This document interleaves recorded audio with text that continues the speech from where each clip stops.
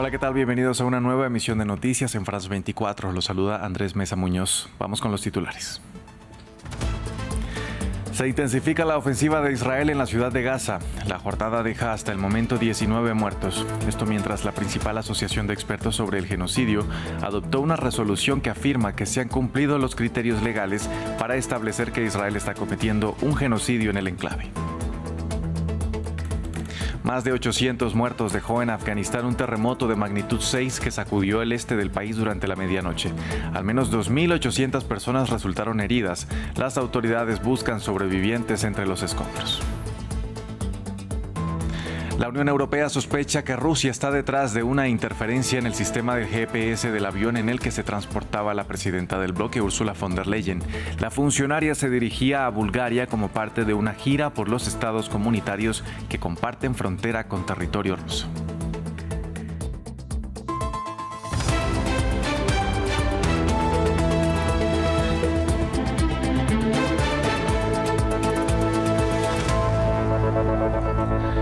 Vamos a empezar con noticias de la guerra en Gaza. Israel intensificó su ofensiva contra la ciudad de Gaza este lunes con el envío de tanques a zonas más profundas de la urbe. Testigos locales informaron además que varias casas fueron destruidas en el distrito de Sheikh Radwan debido a la detonación de varios vehículos blindados. Esto sumado a nuevos ataques aéreos que dejaron un total de 19 personas muertas. En medio del aumento de la ofensiva, la Asociación Internacional de Estudiosos del Genocidio, el principal grupo de expertos a nivel mundial sobre este flagelo, aprobó una resolución con la que se dice que se han cumplido los criterios legales para establecer que Israel está cometiendo genocidio. Daniela Blandón con los detalles. ¿Se cumplen los criterios de genocidio en Gaza? A los ojos de los tribunales internacionales, por ahora no, pero sí a los de la principal asociación internacional de expertos en este delito. La Asociación Nacional de Estudiosos del Genocidio ha aprobado una resolución que declara que las políticas y acciones de Israel en Gaza cumplen con la definición legal de genocidio, tal como se encuentra en la Convención sobre el Genocidio, y que estas políticas y acciones en Gaza constituyen crímenes de guerra y de lesa humanidad. El 86% de los 500 miembros de este grupo aprobó una resolución en la que reconoce que el ataque de Hamas del 7 de octubre de 2023 constituye un crimen internacional. Y del lado israelí, ciertos hechos que constituirían genocidio, como la muerte o heridas a más de 50.000 niños, o declaraciones explícitas de sus líderes sobre la intención de destruir, caracterizando a los palestinos como enemigos y animales humanos, e infligir el máximo daño a Gaza, arrastrarla y convertirla en un infierno. La ONU define desde 1948 como genocidio la intención de destruir total o parcialmente a un grupo nacional, étnico, racial o religioso, por medio de actos contra sus miembros como la matanza, lesión grave a su integridad física o mental y el sometimiento intencional a condiciones de existencia que impliquen su destrucción física, entre otros. Hasta el momento, ningún tribunal internacional ha declarado un genocidio en Gaza, negado categóricamente por Israel, que actualmente impugna una denuncia presentada ante la Corte Internacional de La Haya, un proceso que podría tomar años.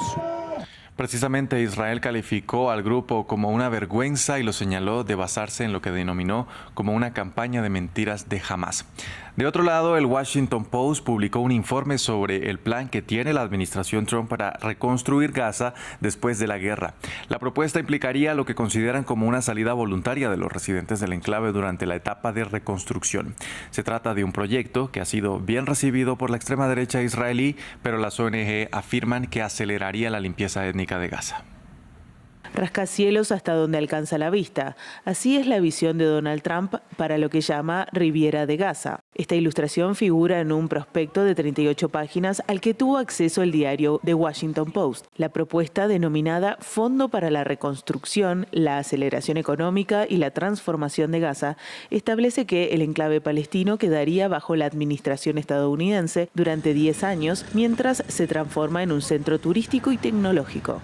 También se prevé lo que llaman literalmente salida voluntaria de los 2 millones de habitantes a otros países o a zonas seguras restringidas dentro del enclave durante la reconstrucción. Para fomentar las salidas, el plan ofrecería a los habitantes de Gaza $5.000 en efectivo y subsidios para 4 años de alquiler y 1 año de comida. Los propietarios recibirían un token digital que podrían utilizar para financiar una nueva vida en otro lugar o canjear por un apartamento en las 6 u 8 nuevas llamadas ciudades inteligentes impulsadas por inteligencia artificial que se construirían en Gaza.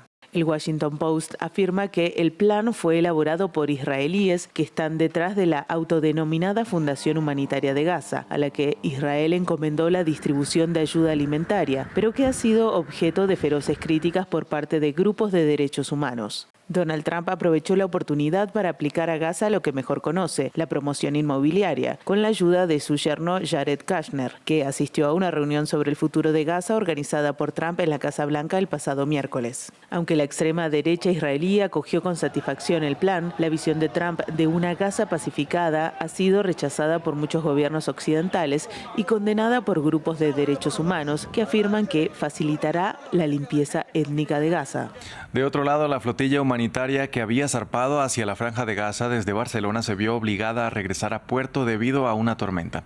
La misión, conformada por decenas de barcos y de la que hace parte la activista Greta Thunberg, dijo que prefería evitar complicaciones, sobre todo con las embarcaciones más pequeñas, pero no mencionó cuándo reanudaría su operación. Esta tiene como objetivo romper el bloqueo naval impuesto por Israel al enclave palestino y así entregar alimentos y otros suministros. En Yemen, miles de personas asistieron al funeral del primer ministro Houthi, quien fue asesinado durante el ataque de Israel del pasado 28 de agosto, en el que también perdieron la vida otras importantes figuras del grupo armado.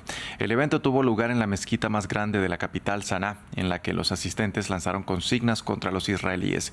La ofensiva se llevó a cabo mientras una gran cantidad de personas se habían reunido para ver el discurso televisado del líder Houthi Abdul Malik al-Houthi.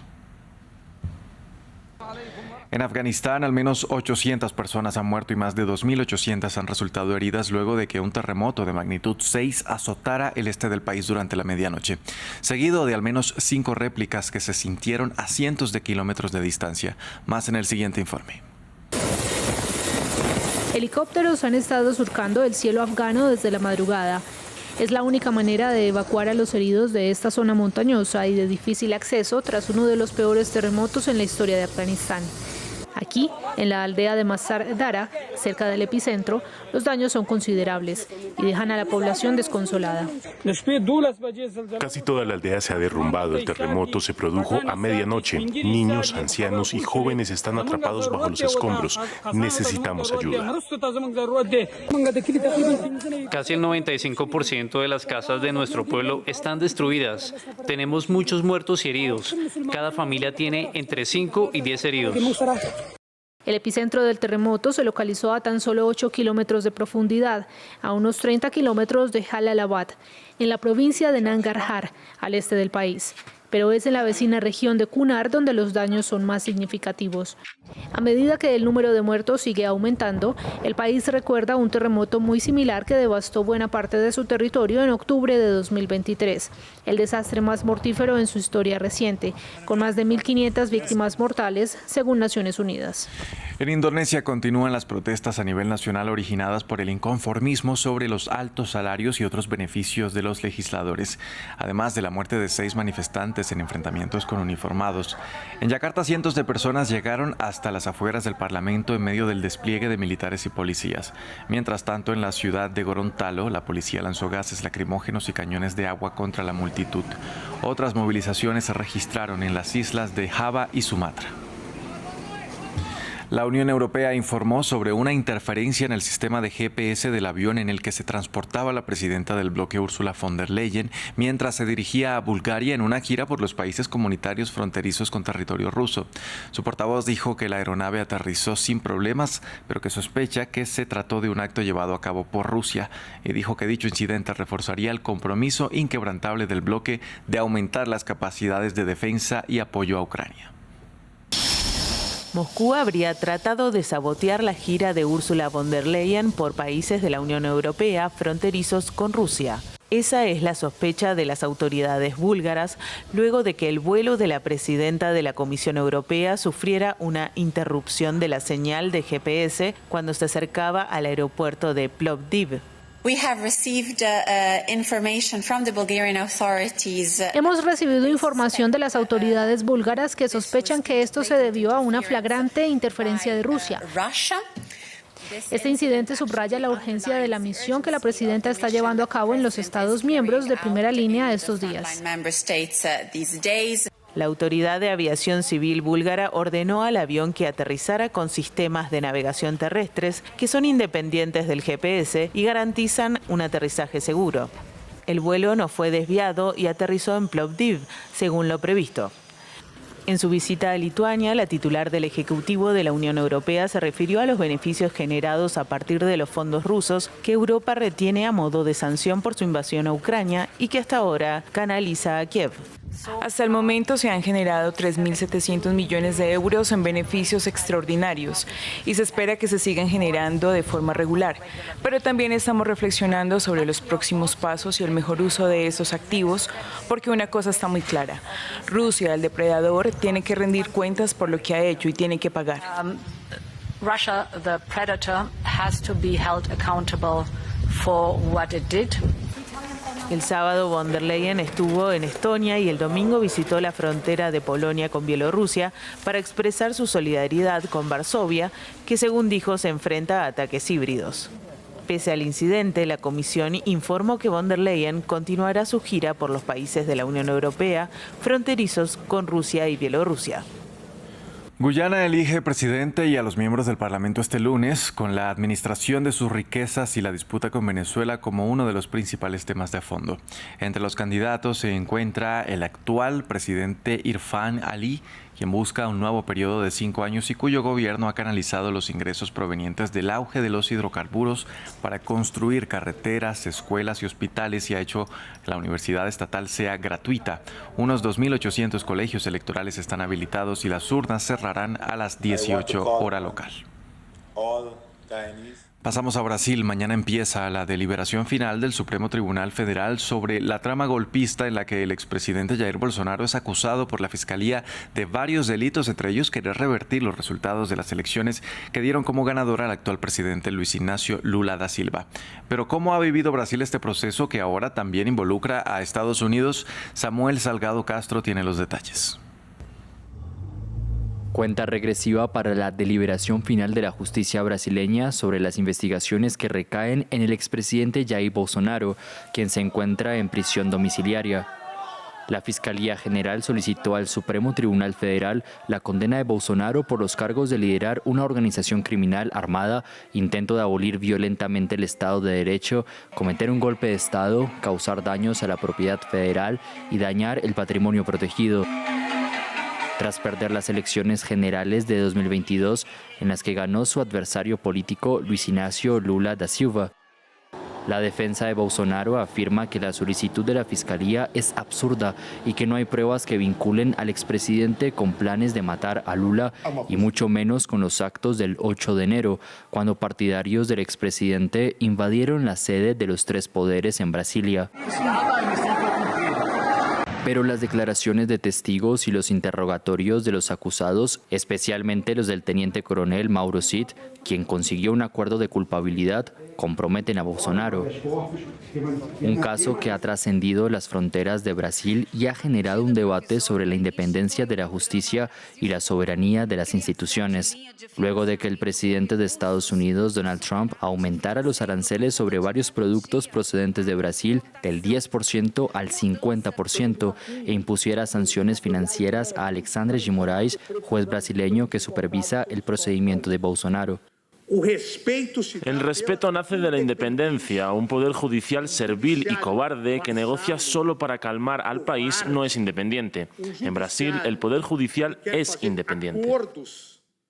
Pero para los partidarios y la familia del expresidente, el caso judicial en su contra es una caza de brujas. Esperaría más aranceles porque las autoridades brasileñas no han cambiado su comportamiento. Si Jair Bolsonaro es declarado culpable de todos los delitos, podría enfrentar una sentencia de más de 40 años. Hasta aquí este informativo en France 24. Gracias por acompañarnos. Recuerden que también pueden visitar nuestra página web www.france24.com para seguir con la actualización de nuestras noticias. Quédense con nosotros.